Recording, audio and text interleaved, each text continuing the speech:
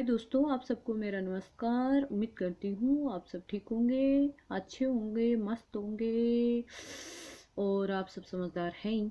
तो चलो अगली पदों की व्याख्या के साथ में पढ़ते हैं।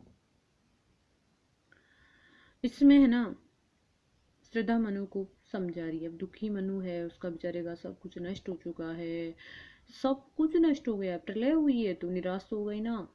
तो जब इंसान का सब कुछ तबाह हो जाता है, नष्ट हो जाता है, बेचारा रोता है, मेरा तो कुछ ही नहीं है, सब कुछ बिगड़ चुका है, मैं क्या करूँ क्या नहीं करूँ, ऐसी स्थिति मनु की हो रही है। तो यहाँ श्रद्धा जो है वो मनु को समझा रही है कि हे मनु, तुम्हें निराश होने की आवश्यकता नहीं है। तो देखो श्रद्धा क्या क्या कहती है मनु को। यहाँ पर श्रद्धा मनु को कह रही है, एक तुम यह विस्तृत भूखंड प्रकृति वैभव से भरा। एक तरफ तो हे मनु, एक तरफ तो तुम हो जो निराश होकर बैठे हो, दूसरी तरफ विस्तृत विशाल भूखंड पृथ्वी प्रकृति वैभव, इस विशाल पृथ्वी के ऊपर प्रकृति वैभव से भरे हुई है। भरा अमन, अमन का मंद का मतलब मंद पड़ जाना, ए लग गया मतलब नहीं, मंद नहीं पड़े अर्थात नष्ट नहीं हो कि प्रकृति। एक तरफ तो हे मनुष्य तुम निराश होकर जीवन का दाव हार कर बैठे हो, दूसरी तरफ प्रकृति न मिटने वाले न नष्ट होने वाले वैभव से भरी हुई है। अर्थात प्रकृति इतने आनंदकारी है कि अगर अपन जीना चाहें तो इसका आनंद कभी कम ही नहीं होगा, कभी नष्ट ही नहीं होगा। कर्म का भोग हे मनु, इस संसार में जो व्यक्ति जैसा कर्म करता है वैसा ही भोगता है। भोग का कर्म, और तुम कि मतलब पिछले जन्म में आपने जो कर्म किए हैं वो इस जन्म में भोगते हो, भोग अब इस जन्म में जो तुम कर्म करोगे वो अगले जन्म में भोगोगे। तो ये तो कर्म है, यही जड़ चेतन का आनंद। यहाँ पर श्रद्धा मनु को कह रही है कि हे मनु, इस जड़ प्रकृति में, जड़ का चेतन आनंद, जड़ प्रकृति में जो चेतन प्राणी रहता है वो सुख का विधान इसी नियम के अनुसार होता है। मतलब किसी के जीवन में सुख होता है और किसी के जीवन में दुख लिखा हुआ होता है। तो ये सुख का निदान कर्म के ऊपर निर्धारित है। जड़ चेतन, जड़ प्रकृति के बीच में जो चेतन प्राणी के लिए जो आनंद निर्धारित होता है वो उसके कर्म के अनुसार निर्धारित होता है। अकेले तुम कैसे ऐसा आयोजन कर सकते, यजन का मतलब यज्ञ, कि हे मनु मुझे ये बताओ तुम अकेले ऐसा यज्ञ कैसे कर सकते हो। ये तो तुम्हारा तुच्छ विचार है, त्याज्य विचार है।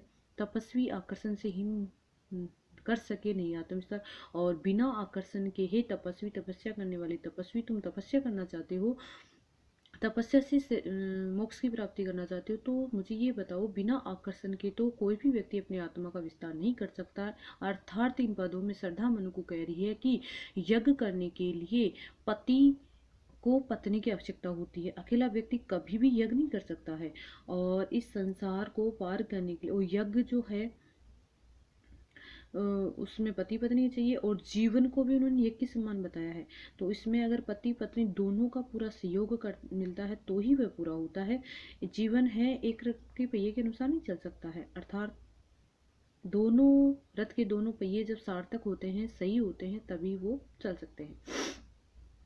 आगे देखो, दब रहे हो अपने ही बोझ खोजते भी नहीं। अवलंब, अवलंब मतलब सहारा, कि तुम दब रहे हो, कि तुम स्वयं ही जो तुम्हारा जो दुख है उस बोझ को तुम्हें भारी लग रहा है उसके लिए स्वयं ही दब रहे। अरे कुछ वजनकारी वस्तु है जो व्यक्ति उठाता है, अकेला व्यक्ति उठाता है तो उसको वजन तो लगेगा ना। तो वो कह रहा है कि तुम, तुम्हारे दुख का जो दबाव है, बोझ है, तुम अकेले ही झेल रहे हो, और इस दुख को दूर करने के लिए तुम कोई सहारा भी नहीं ढूंढ रहे हो, तुम्हारा सहचर।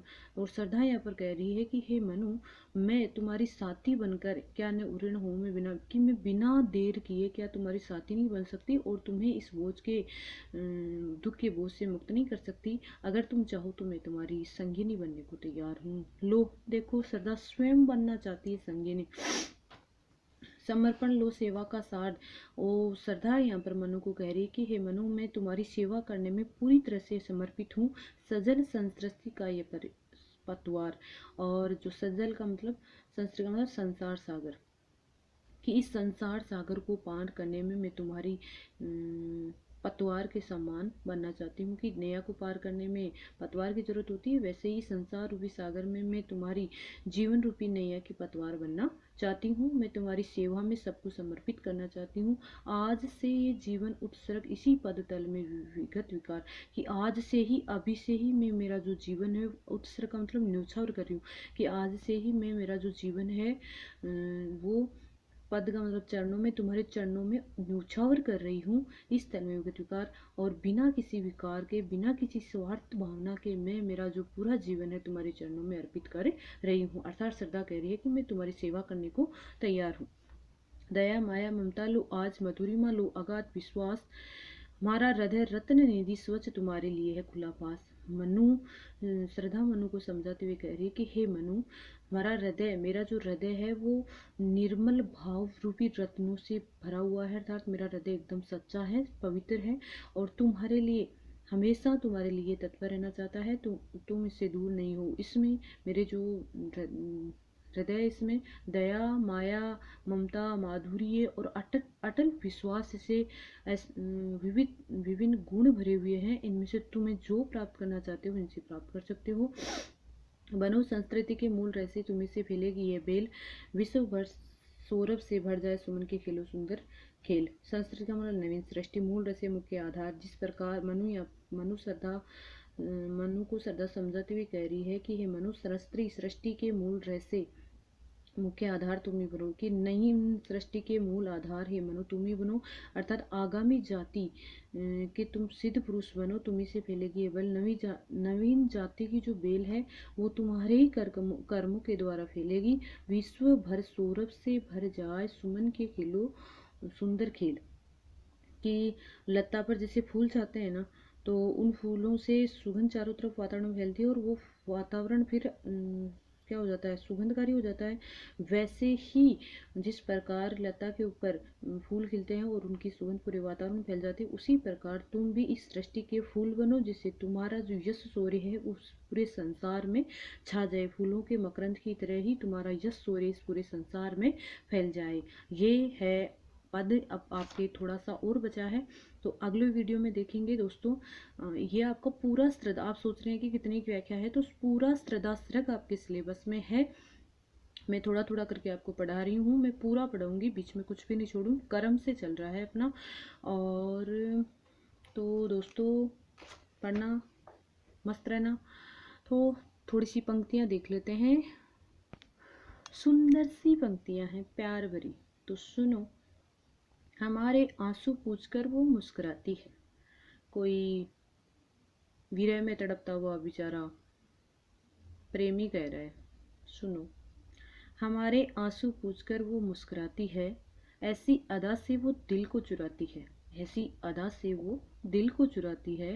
हाथ उनका छू जाए हमारे चेहरे को, हाथ उनका छू जाए हमारे चेहरे को, इसी उम्मीद से हम खुद को रुलाते हैं। तो दोस्तों धन्यवाद। व्याख्या समझ में आई है तो ही लाइक करना, कमेंट करना, सब्सक्राइब करना, शेयर करना। आपके ऊपर कोई ज़बरदस्ती नहीं है, कोई दबाव नहीं है। तो ठीक है, चलो धन्यवाद, मिलते हैं कल फिर से नई व्याख्या के साथ में।